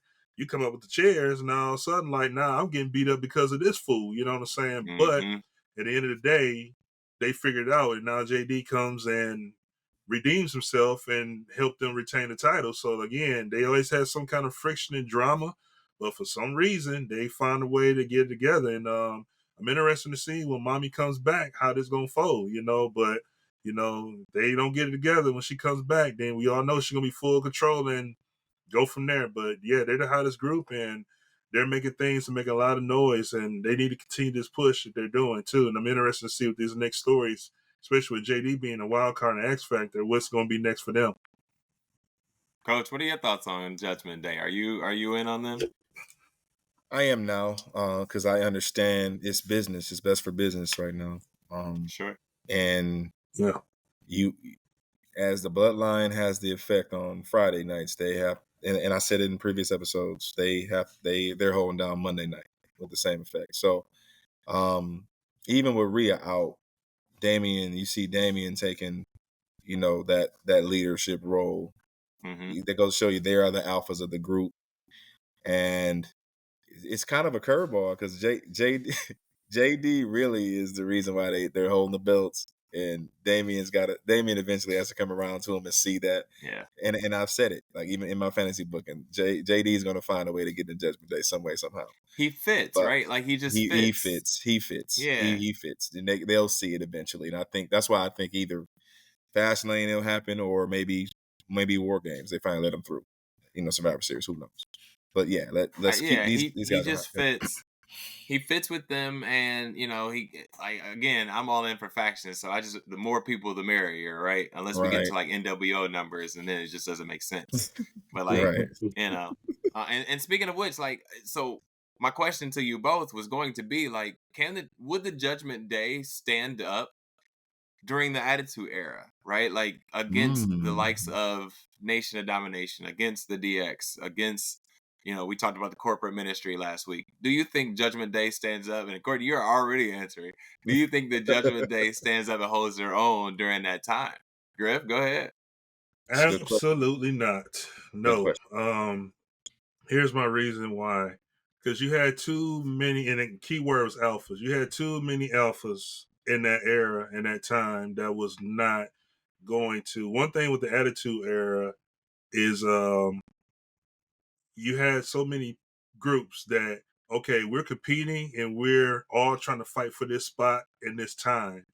But then at the same time, you get a group like Judgment Day come up in there, they gonna say, okay, hold on, let's put our differences to the side and let's just say, why are they here for? Like, they don't belong here. So you would have had that formulation of them like trying to get them out. But as far as like holding their own in the Attitude Era, I don't really see that because you had too much alpha ego power during that time where now things are more lenient and things like that. But I think they can. I think honestly, I think the Judgment Day would not be afraid of the challenge, but I don't think they would have this type of run that they're on right now if they were in the Attitude Era. Yeah, they couldn't hold a candle to none of those factions back in the day. And to Griff's point about the egos, you got to think about the mindset, the way that they were verbally maliciously on the mic, and I think that they would just get ripped down just by pure mic skills of those groups. Nah. I'm not. Think about it. Damien, think about it. Where would he be? Where would if he was a singles guy that had impact? We might be having a different story. But all of these guys were cobbled together to get each other hot, and they, so. But yeah, I don't think they can hold the ball. They can't. They wouldn't be able to light a candle to them groups, man. Just I disagree, pure gentlemen. skill, I disagree. ability. Go for it. Yeah, pure skill Here's and why. ability. Yeah, yep. Here's why. We're comparing Judgment Day now to Attitude Era then, right? Right. We're not factoring in that when the Judgment Day goes back to that era to be a part of the Attitude Era, they're a part of the Attitude Era. So they can say the things that they wanted to say. They true. can do the things that they wanted to do, right? You talked about it earlier. True, like this true. is very restrictive time, Griff. You said now things are a little bit more compact, right? The hands would be off them too, right? So now you got Damien able to say whatever he want to say, and now that's a different faction, right? And Brian, you brought up Rhea in China. Now, like that's something we want to see, right? Now, like that actually gets to blows at some point, right? Like I think if you get the Judgment Day back during that time and they're allowed to do some of the antics that like DX and all of them were able to do, then yes, I think they hold up. I think they're one of the greatest factions? No. But I think think about like some of the factions that we didn't name last week. Like Right to Censor.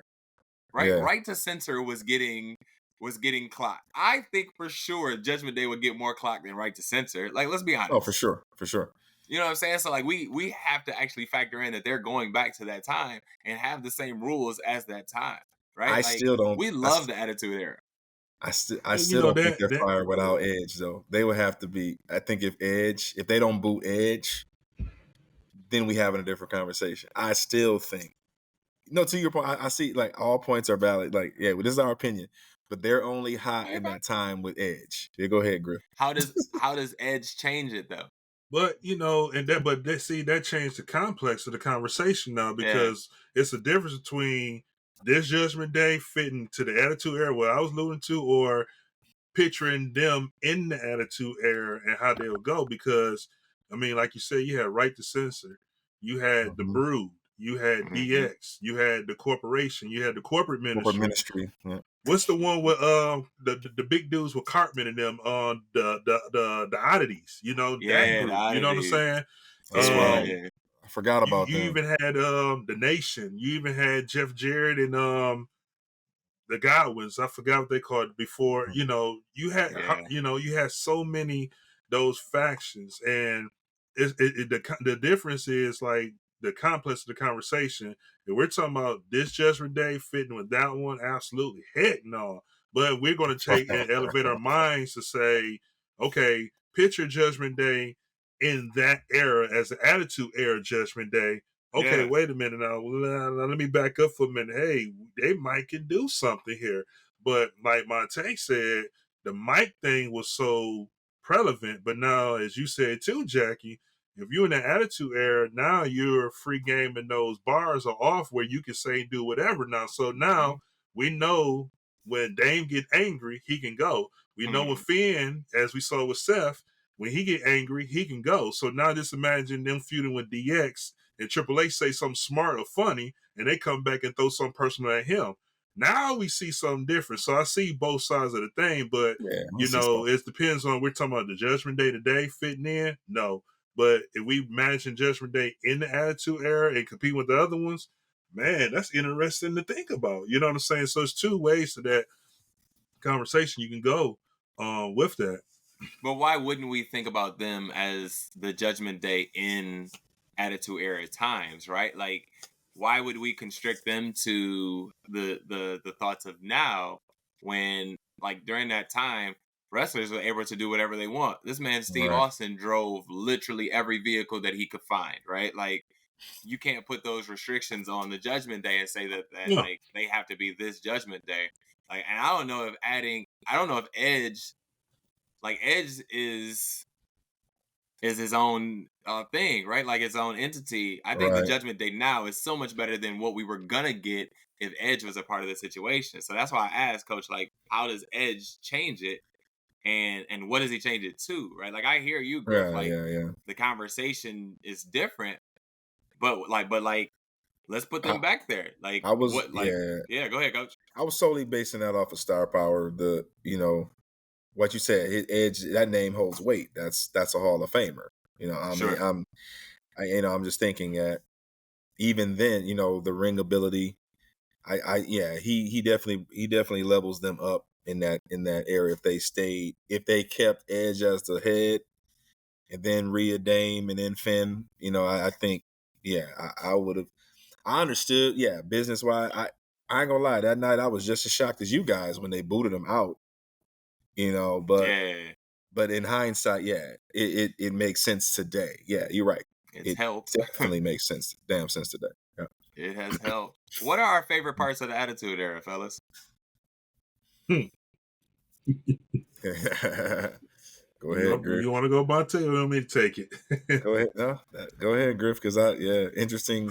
There's so many, but my top one, I'm just a fanatic for pyro, bro. Like the pyro for me, just to see the rocket shoot off the lightings, being there for the original SmackDown when they did the ripple domino effect of the pyro and it just blew up.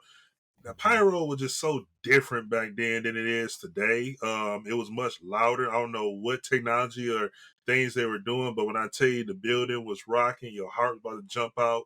It really like set the tone, not just for the show, but it set the tone for all the audience in there. Like, okay, we hyped up, and that usually seeing it from TV versus being there in person. That's why they were all hyped throughout the whole show, because to me, I think the pyro itself set the tone, because not only did you feel it, even the fire part, you felt the burn, you felt the heat from that as well too. But I think that was one of the biggest things for me in that whole Attitude Era. Of course, Austin McMahon always kicking off the show. When that music goes off, there's that pause right there, and all of a sudden it was either Vince McMahon theme about to hit, or you hear that glass shatter, and then now the crowd is erupting. The tone is set there. Yeah. Yeah, man. The pyro was the part that I hated the most. I'm not a firework guy. If you know anything about me in real life, bro, I am not a firework guy. Don't surprise me with no loud sounds. Right. Absolutely not. But you're absolutely right with like the energy that the pyro helped, because the opposite of that was Rhea Ripley's pyro that she had at WrestleMania one year, and I'm pretty sure it was just like sparklers, like Gilbert or something. It was so bad. It was not the pyro that she deserved. So I'm 100% with you that the pyro definitely helps the situation. So, Coach, what was your favorite? Tuning in every day and every Monday night and just seeing the energy of the crowd, like the epitome of pops started then. Because you got to think about the star power that was on that show, and you knew you were going to get something every night, and the things, the scenes that obviously that etch our minds as though memories is the posters throughout the crowd. You wondered how people can see.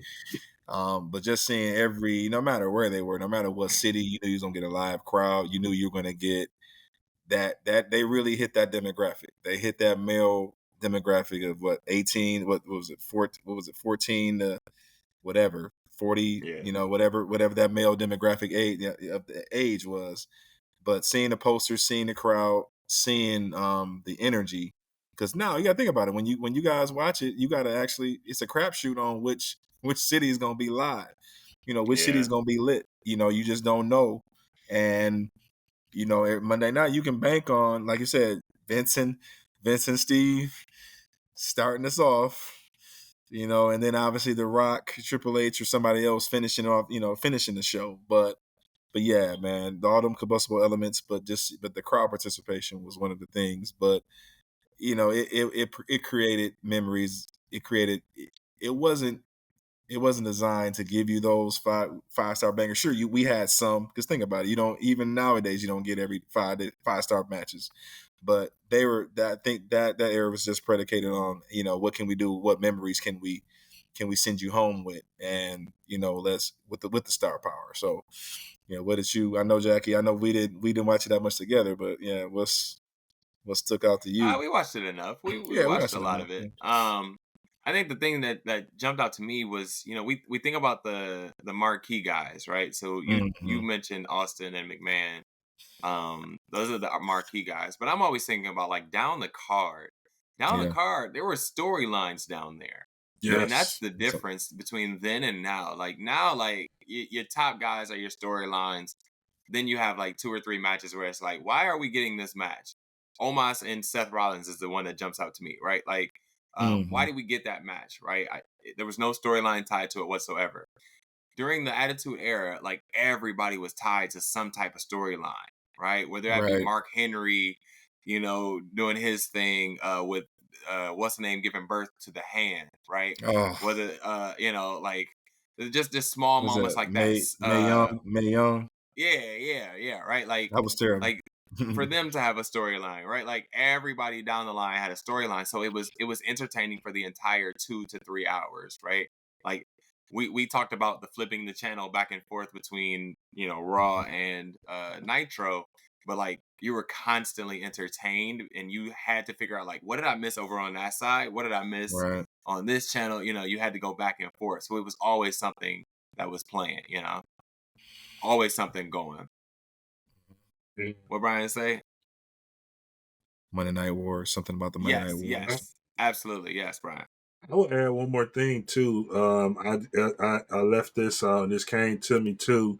And I know y'all probably didn't go to many Attitude Era shows back then, but one of the things that really set the tone before Raw or SmackDown hit the air was the fact when the King and JR walked out. Like when they music hit, Yeah, like everybody was so like when they heard that Oklahoma fight theme Mhm. hit with JR, that had it set before the pyro and the opening act even Yeah. happened, man. So that was another thing, low key. They used to come out like right at 7:55 or six fifty hmm five if they started at 7 o'clock, 5 minutes before the show, and man, the crowd was just into it, man, up on their feet. Like soon as the King music hit, the lights went off, and then you were on USA Live, and from there it was just ball game. absolutely. And obviously that is connected to the Monday Night Wars. And, I talked about flipping the channel back and forth. And you guys were older than I was, so you guys were a Yeah. little bit more into this situation. But what are our thoughts on the Monday Night Wars? Coach, start us off. Monday Night Wars, obviously, it was money, the money grabs, power. Who has the power, who has the muscle, who can muscle Sure. who. Once Vince saw that, yeah, he was buying the territories, and when WWE actually blew up, obviously late Hogan era, and then going into the early 90s, it was, Vince had a monopoly, but then Ted Turner got smart, obviously, banking in on the sport. You mentioned it, Jackie, the sports entertainment aspect. Mm-hmm. Atlanta, cashing in on baseball, cashing in on the actual super station, bringing wrestling into that, just kind of, that actually solidified, brought credibility to that area. Sure. Then obviously Jim Crockett being bought out and then becoming World Championship Wrestling. Two sports entertainment entities going head to head, but the combustible element, like putting gas on the fire, was when the NWO was formed. We talked about it last episode, which is why it's still my number 2 faction of all time. It changed the landscape of wrestling. WCW was getting the licks, and WWF had to respond. And I think it was, to Brian's point, it kept you on the edge of your seat. You didn't know, you had to pick a side. You had to draw a line in the sand. The Nielsen ratings, and we'll get into that. But geez, for them to go back and forth like that, but more importantly, for WCW to have the power for 83 weeks, just said a lot about, gosh, like, that was a great time that was the best time of wrestling, in my opinion. But yeah, Griff, yeah, you What's add to that? that. That's a little over a year and a half. They Is that lasted, what that is? yeah, 83 weeks is because a little over a year and a half. Yeah. yeah, yep, Yeah. year and a Wow. half of dominance, of dominating the ratings. Yep. Yep. Anything to add to So yeah, so I really didn't know it was a Monday Night War to probably that? 2003, 2004 when the Mm, stories really start developing, and when Eric Bischoff came to mhm. WWE. I didn't know it was a Monday Night War, to be honest with you, because I was invested. I was a big Yeah. Razor, Scott Hall, and Diesel, Kevin Nash fan, and when they left WWE or WWF at the time, I just Mhm. remember, like, I was so invested on Raw on Mondays. I happened to flip back and forth on TNT just to see, when Raw was on commercial, go to TNT. I really wasn't invested in WCW like that. Then one night, Scott Hall appeared, Razor. I Mhm. said, wait a minute, why Razor? Because Razor's last match, besides the curtain call, was in your Mm. house with Vader. That was his last match. Right, He right. did with WWE on televised TV. So he was off like the week or so. And then next thing you know, I saw him put on WCW. I said, wait a minute. So now with him going to WCW, it got me more invested in Mhm. WCW in the year 96. And then here comes, Bash the Beast, like we joke about 96, and here comes the Mhm. NWO. But with that, I didn't know how deep and how powerful that Monday Night War was, because as a fan, you just going back and forth. When Raw's on commercial, you go to WCW. WCW go to commercial, you're going back on Raw. I Yeah. wasn't looking at the whole, man, they competing this, they're the ratings this, until later on, like, oh, this was really a big thing, and they both, and believe it or not, they both was working somewhat together. You know what I'm saying? Like, hey, contracts went up. We're doing this over here. Y'all do your thing over here, and we still, bounce off each other. But yeah, that Monday Night War was something very phenomenal. And that's one of the greatest eras and times, not just the attitude, but just the Monday Night War with WCW as well too. I mean, just the Nitros and them coming to Saginaw, what, 2-3 Mhm. times a year, and for us to go and have the privilege to be part of that, man. That was very a great time, and one of the most memorable eras in wrestling, modern day wrestling history. Yeah, the thing that always jumps out to Yeah. me is obviously the Tank episode from Yep. DX, right? Mhm. Like, this is legit war. Like, we are at the Yeah, gates. Like, let us in, and let's scrap this out now. Let's figure it out right now. We're on your show. Let's figure it out. right. Like, that's the first thing that jumps out to me. Go ahead, coach. to your point, and like I said, that I named two factions last week that transcended and saved both of their respective brands. NWO, doing WCW is solid, but what Bischoff, when Bischoff had control of the writing and Russo, before shit got out of control in WCW, they had a formula and it was working, and they just didn't stick to it. And it could have. You guys noticed it could have lasted longer than 83 weeks than it did. They just, oversaturation of talent, writing, and then Hogan messing up stuff with the creative. All of that, the finger point of doom, all of when y'all go back and actually read what, and watch what happened to the detriment of that time. But it was a week of Eric Bischoff just giving middle fingers to Vince McMahon every single week. And as the NWO got stronger, the story, they just kept, think about it. There was a point, Jackie, you remember, there was a point where I abandoned WWE and I was pro WCW. I was NWO for life. I had the gear. I brought my shirts. I was wearing them at school. You couldn't tell us nothing. I was actually, for that time frame, it had you mentally. This is where it got you. It got those diehard WWF fans on the bandwagon, and they was riding it, and they was really riding it. And then when they would come to Saginaw, yeah, you're right, B. I had a Wolfpack shirt too, but they came to Saginaw more. I just saw I was exposed to WCW more in that time frame, and for some odd reason, but you got to think about it. And I'm gonna pass back to you, Griff. Where was WWF? They was in losing popularity. The new generation gimmick, they were still on the remnants of that. It just wasn't happening. You know what I'm saying? So what, to your point, what did you? Where were you? Where did you lie around that time? As far where did your loyalties lie? I'm with you.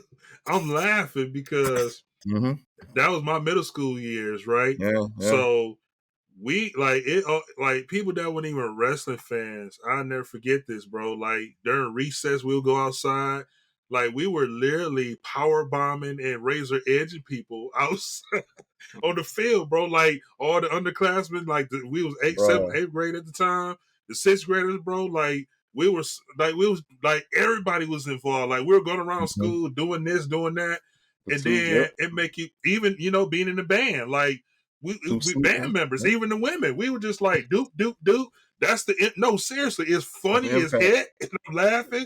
But when you think about it, the NWO had an impact in that generation. And you didn't have to be a wrestling fan, but it was a culture change where, and I always say this too, I'm bringing WWF back in this too. I always say Stone Cold McMahon is like the best and greatest rivalry in wrestling of all time. I'll argue that any day. Here's the reason why I say that. For one, it's long going, but what that rivalry did was it really taught that, hey, it's okay to step to your boss and express and show them how you really feel. That's how I took that rivalry as, what I'm saying? Not saying you got to beat them up and stun them all the time and pour beer on them. No. What that rivalry taught me was it's okay to go in your boss's office and tell them exactly who you are, what you deserve, because sometimes you could be overlooked as a talent or a worker or an employee, and you have the right to go in there and say, hey, I deserve this raise. Hey, I deserve to be in this match. Hey, I deserve to be in this position. But that's what that taught me. But going back to what you said, Montay, the NWO, like when we was going to Nitros, everybody was getting shirts. Like we were ordering the pay-per-views and having NWO parties. Like Starrcade 97 when Sting came and fought Hogan in the main event. Everybody was NWO, like every match NWO's in, everybody was that. So that was like the first turning point where it was okay to root for the heels. And I think that's where people are today, where it's like you talked about making the jump from WWE over to WCW. I think the difference between that and now making the jump from WWE to AEW is the production was very similar, right? Like you had the production value was very similar, so you didn't lose out on a lot of things. The Nitro girls were a huge part of that. Like the actual wrestling. Rey Mysterio and them during that time, like the cruiserweight division was the reason that WCW was doing its thing. Right? Let's be honest, like NWO was a thing, but if it wasn't for like the actual show, like the wrestling show, I don't think WCW does as well. Right. Obviously, the NWO was a huge portion of WCW's success, but it just like people started joining the NWO just so they could stop getting jumped by the NWO, right? Like Yeah. it became repetitive. It became the same thing over and over again, and we were calling for it. Obviously, we were like that's what we wanted to see, but it became the same thing over and over again. And so when you're doing that the same thing, I don't know that you're gonna grow in that success, right? And so that's why that kind of struggled. But I'm with you guys. I was always flipping back and forth. Yeah, right. Like, yeah, like the whole thing with Goldberg. They jacked like the whole Goldberg situation up. Like, was that the point? That was that the point thing? I couldn't remember who the point was. That was Oh, that was that's Jeff. Nash and Hogan. Nash and Okay. Hogan. They did something. Yeah. Oh, it was the taser that they did to Taser, Goldberg. That's what yeah. I'm thinking of. Yeah. They ripped Goldberg off with the taser Yeah. You know, to like to defeat the streak. Like think about The that. industry. Like Vince would never. Vince would sell his literally would sell his children to make sure that he got a pop for his for his company. But I don't think he goes that far to screw Brett. I don't think he goes that far to screw over any competitors. Spike, we're coming. Spike, we're coming. Let's if you talk get this about it now. episode, Like obviously the Attitude Era pushes Brett out, right? Like let's be honest. The Attitude Era pushes Brett out. Brett's good, but he did not fit with that group. I was listening to something today, and he wanted no parts of where Vince was going with the Attitude Era. You know, he wanted no part of that competition because he wanted to stay pure to the wrestling. And the times was passing him by. You know, where the world was at that point. You know, they were clamoring. It just wasn't about wrestling. It just wasn't about the 5-star bangers that we were accustomed to seeing him do. Can you entertain us? You know, what are you doing? Like, how are you impacting these Nielsen ratings every week? Because we in a war. Vince ain't had time to really. I mean, like, all right, you can't. You know, everything's not going to be a wrestling classic. Like, we gotta put some segments on here that's going to entertain. You know, they're gonna put some raunchy shit in here. Whatever we got to do to keep eyes on the screen. You know, and Brett wasn't for it, but yeah, and the money, it was money, and just the purity of and just the love. WCW knew they had the offer on the table. You know, Bischoff got, you know, they put a nice little offer, but Brett still wanted to be in WWE. He didn't want to leave, but hey. The screw job. Yeah, I Vince saw didn't that. want to pay him either. I saw like a recent documentary about the whole situation where he was going back and forth on. I think it was the screw job that I was watching. Yeah, but he was going back and forth on whether or not he wanted to be in WWE, and he was waiting on WWE. Yep. And to match it, I understand going after the money and all of the things that he was trying to do, but I just don't know if. Obviously, hindsight's 2020, but I just don't know if he's that guy that Shawn Michaels is during that run.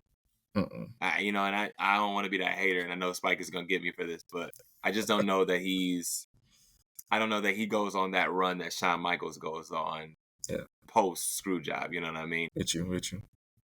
I think, you know, Jack, you said this earlier in the show when we talked about the releases and Dana Brooke and Dolph Ziggler. You know, when the teams are changing, you're still doing the same stuff. Like, what is the point? You're still here, right?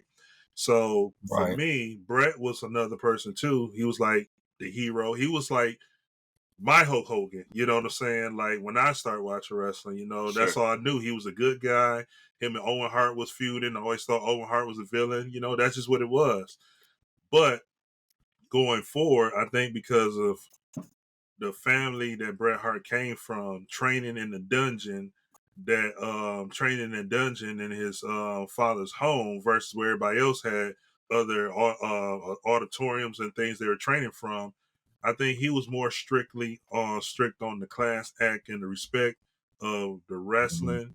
and his mind was not meant or built to transition to the direction that the Attitude Era, the Monday Night Wars were going. We were at that time in the mid and late 90s where things were starting to change and get away from. That was one of the reasons why Hall and Nash left, because they foresee, and truth be told, that's why they had a vision and went to WCW, because they were coming to Vince to say, Vince, if you don't change and do this stuff now, then your business is going down and we're out of here.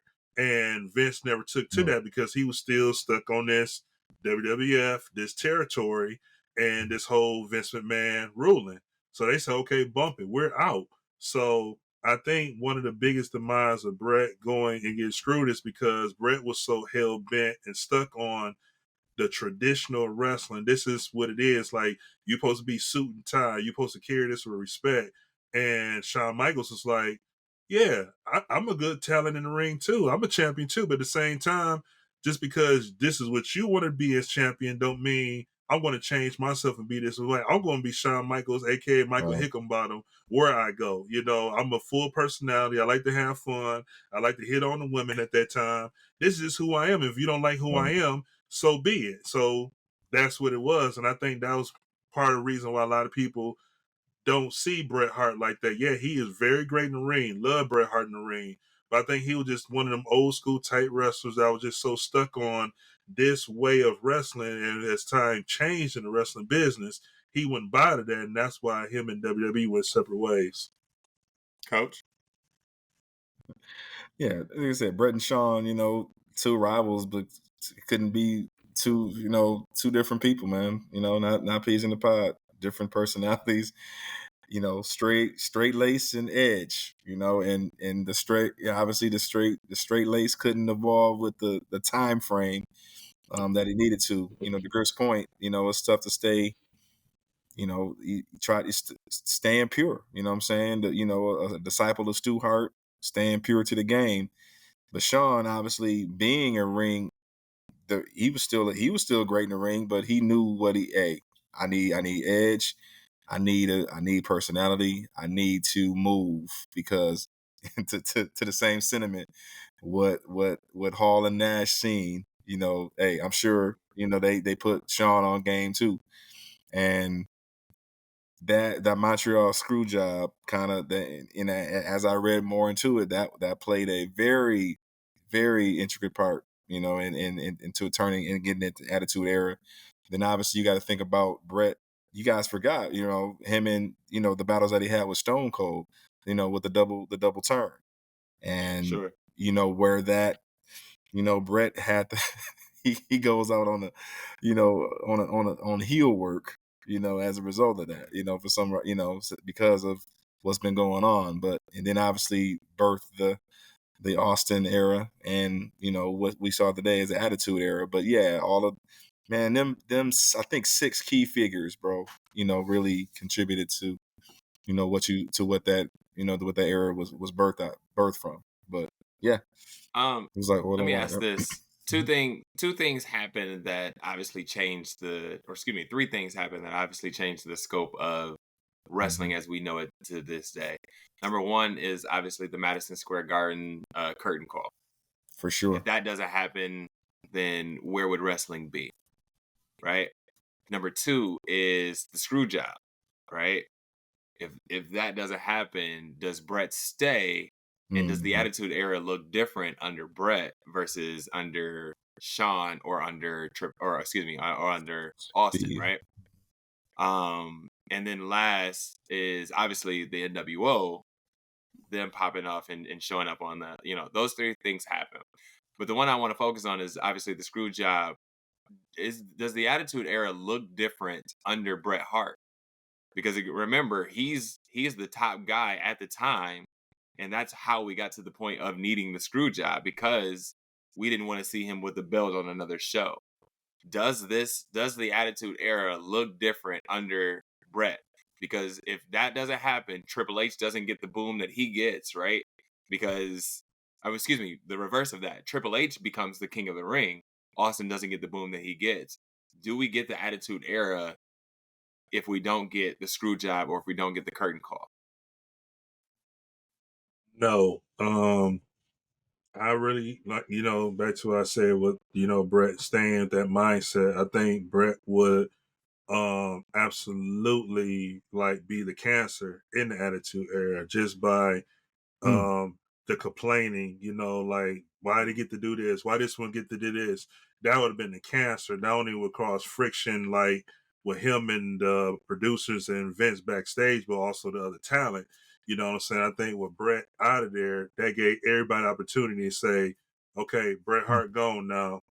Whoever want this, now y'all go and get it. You know what I'm saying? I think with Bret being there, and this is no shade and disrespect to the Hitman at all, but I think when you have someone like that that's there, that's stuck in their own ways, it can block other people's blessings and opportunities because here's a guy that's been at the top, who's been the world champion, who can pretty much can push their own weight around. And if somebody else is getting ready to climb that mountain, it takes that person to say, well, why he gets to do this, and I don't want to work with this person. I don't work with that person. Let's just say, like The Rock, for example, I want to work with The Rock. Well, not now that you did that, we might not see The Rock, who The Rock really could have been, and who The Rock is today, if that would have happened. But now with Brett out the equation, now The Rock got an opportunity to move up the ladder, like being with the Nation, being under Ron Simmons' wing, being under the Godfather, and going his own separate way. So this is when I say this is no shade and no disrespect to Brett, but I think it would have been a cancer to the attitude era, all because it would have blocked other people opportunities and blessings that we won't see who they are today and where they could have been in that era.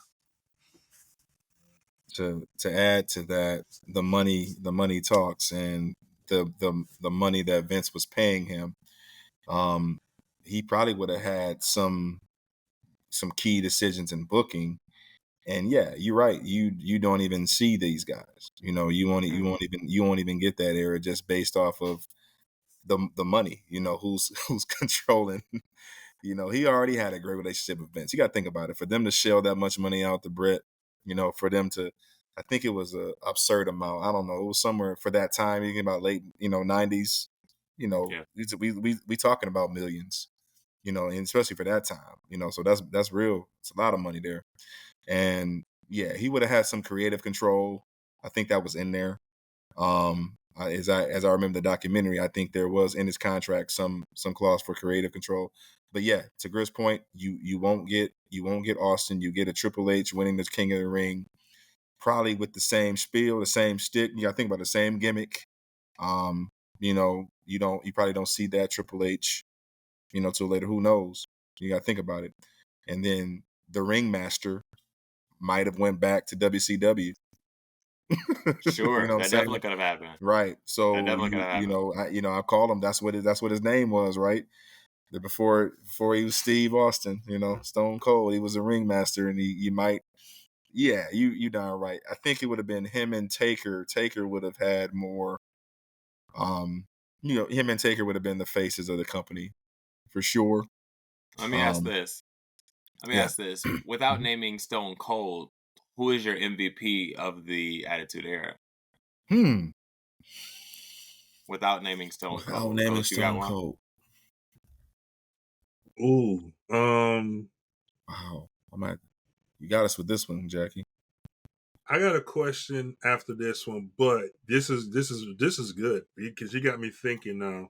Because we can't use Stone Cold because that's the name that everybody's going to name, right? Absolutely, that's the name everybody's going to say because of all the things that he did with Vince. Like that's the focal point of the Attitude Era. But if you had to take him out of that situation, who has it become?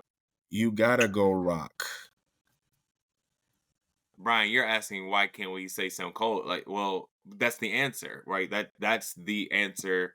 That's the answer everybody's gonna give. He's sold the most. Like he's gonna get the biggest pop every time. We know that, right? So then, who now comes in? I guess ceremoniously, like number 2, I guess, right? You gotta go Rock. Coach, you're saying The Rock. Go ahead. Gotta go Rock. Yeah, you technically can go with Shawn Michaels on this one because Shawn literally was out after WrestleMania 14. The back injury, then he went crazy. Yep. I would say the number 2 would have to be a toss up between The Rock and Taker. And another one who's a real X factor in my opinion, and that we don't talk about him as much. Ken Shamrock.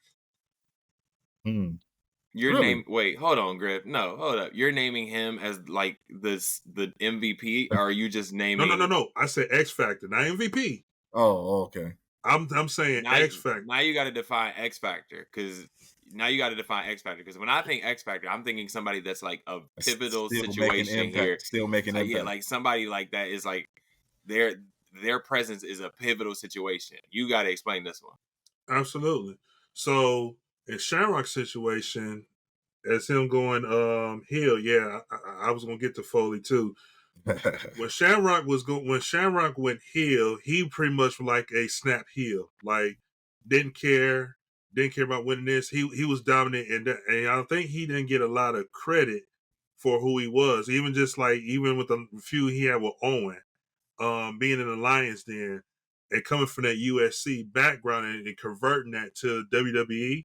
That's why I say he's actually they're also going into that corporation part as well. So not only he was bouncing from a face to a heel to a face, going to a faction, bouncing to a face, back to the faction.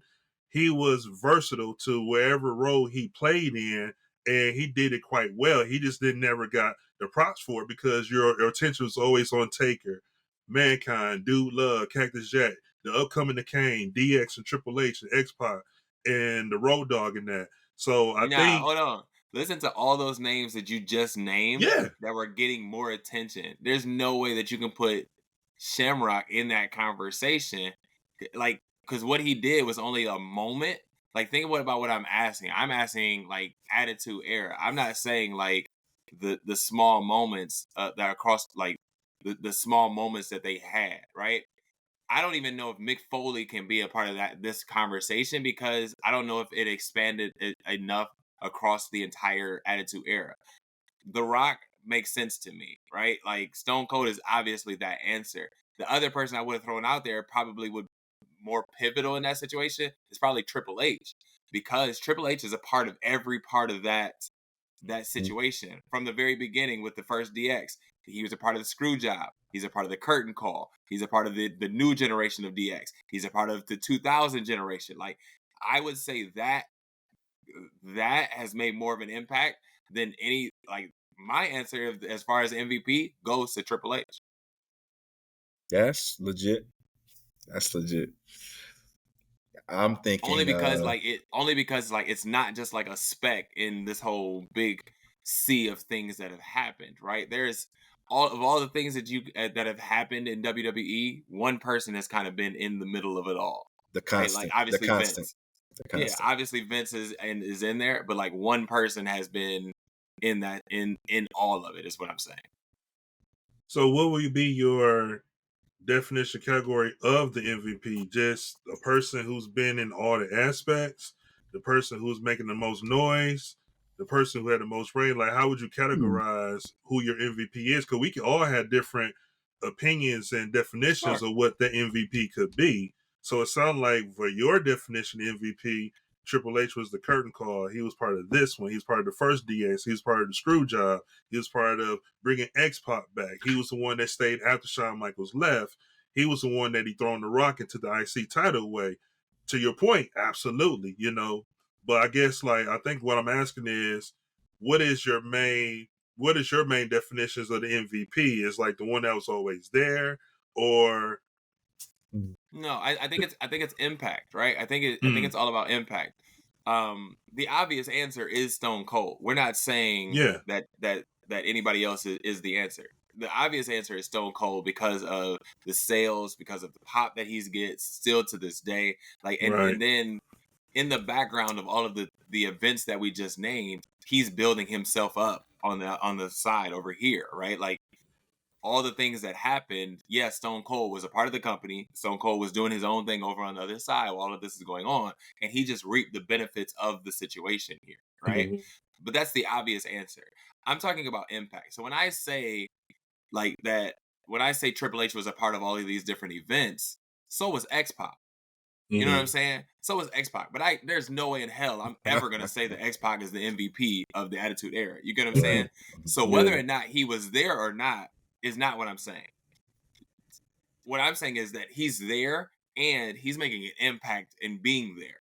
The Montreal Screwjob, like Triple H has come out and said, like, he kind of pushed Sean to go do the thing, right? Like, that's an impact, right? Like the curtain call. He suffered because of the curtain call, right? So I'm just saying, True. like, of all of these events, he's been the one that's had the most impact. He's had the most involvement, not from a just being there standpoint, but doing something while being there. Coach? Right. No, that's the constant. Triple H, man.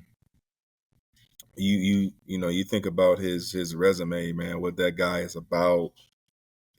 He's epitome of the business. When you talk about, Mhm. if you want to talk about the next, when the good Lord says so about Vince, the next guy that could really step in and fill the shoes, no doubt about it, is him. His discipline, his focus, the things that he he epitomized throughout the years, man. Him being the straight edge guy in the locker room, being the guru. And I think I've talked about this in one of our earlier episodes, giving Triple H his flowers, man. Like, dude is a businessman, one-on-one.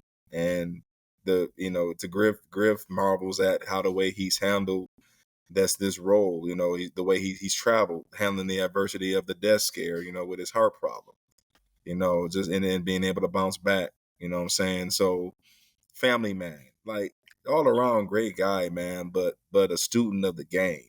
I think, you could call him maybe the Kobe, LeBron, that kind, to what those Kobe's, LeBrons are to the league. You can call him that to WWE. So yeah, Brent, good point. And reason I said Rock is the sheer star power that actually, because believe it or not, we're having a discussion about the Attitude Era, but the reason the Attitude Era ended is when Rocky decided to go Hollywood. He left. Yep. Yes. So, impact all around. You know what I'm saying? So, it's to your point, I'm definitely with you on Triple H train, especially what we see from him today, for sure. Brian, you're absolutely right as far as Sean being better than Triple H as Oh, far for as sure, a no performer. doubt. Can't lace his But boots, Brian. yeah, but Griff said it. Griff said it. You can't put Sean there because he dipped out so quickly, right? After he fell out of, what was it? It was 14, Griff. WrestleMania 14, yeah. Yeah. So WrestleMania after he 14, he dips was out done. of 14, I don't think he comes back until what? 2002, SummerSlam. Yep, 2002. Was So that it? So that was Ruthless. He came back in Ruthless Aggression. He came back feuding against Triple H. Yeah. He came back. Okay. Yep. Yeah. Right. So technically he's not even, after that WrestleMania 14, he's not even on the show anymore. Right. So I don't know that he definitely brought the generation in, or brought the era in, but he didn't last long enough to say that he was the MVP in my mind. Right. Because he came to commissioner. He was like the commissioner. Yeah, throughout. That's right. That's what I was thinking. Like, I know he was there somewhere, but you're right. No doubt. The question I had earlier too, I want to go back just a little bit. Sure. This is for both you and Montay. This is going back to the Bret Hart situation, and I'm gonna put Montay on the spot here. So you're more Jackie on the spot. Montay, you're Bret Hart, and you just got screwed by Vince. You're leaving the company, Jackie, because I know you and I know how you and Montay operate. You see your brother go through that. What are you doing in that moment? Are you leaving the company with Montay, or are you staying? That's tough. That's tough in the sense that, like, obviously you got to stay loyal to your people. So obviously the conversation between me and him has to happen in the sense of, like, what do you want me to do? Not, here's what I'm gonna do. Like I can't approach that situation and tell him, like, I'm coming with you, or I'm staying here, or I gotta fight for myself. Like, just from your thoughts, like, what would you want at me as a brother to do in that situation? Like you want me to go? Okay, we going. You want me to, you think it's better if I stay? Cool. Here's my input. It might be better if I stay here because my situation is okay over here. I know you just got I know what just happened to you, but my situation is okay over here, and I gotta take care of mine. But at the same time, like, you gotta stay loyal to your people. Hey, if you say we out, and we gotta go. Right. And I you're asking in the sense of like Owen and that group. Yeah, yeah, I'm with you on that. Yep. But think about like Brett didn't want to leave himself, Oh yeah. right? Yeah. So there's no thought of Mhm. like, oh, we all got to be loyal because Brett out, so now we got to go. Like, Brett didn't want to go himself. It just happened. Like, the like communication was just so bad that it came about, right?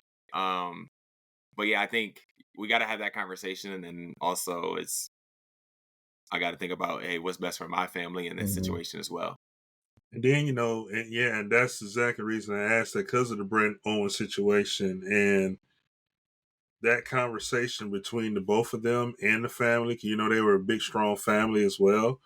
But then they were both on two different contracts as well, too, where Mhm. Owen could have felt like, Hmm. bro, like that was wrong what they did. But at the same time, I'm in this contract, and if I leave out, then no fool gonna be hitting on my wife and kids' plates. You know what I'm saying? So I Yeah. asked that for a specific reason, because Mhm. putting you guys self in their situation and just thinking about it from my perspective, I know that had to be one of the toughest conversations and decision makings Sure. Owen Hart and Brett probably had to do together, on top of dealing with a big family that's in their ear. Because I'm sure Owen was getting that, leave, leave, leave, don't do it. You see what they did with your brother. But Owen being Owen, Owen's like, man, that was messed up. If we remember he was off TV for like a few weeks, and then he made some Hmm. surprise return attack and attacked Mhm. Shawn Michaels or somebody, or Triple H out of nowhere, because he was off TV, and he was off for that reason to get his mind cleared on what he was going to do next. You know what I'm saying? 'Cause I think Bulldog was out going to WCW Mhm. because of that. Neidhart was done. But Owen Hart stayed. And then when he stayed, look what happened with his career. Went straight to the nation, and God rest his soul. I mean, the year happened, he lost his life, but, he Mhm. was just rolling and gaining a lot more momentum with the nation. To me, than I think he was doing well with the nation than he was with the Hart Foundation, in my view.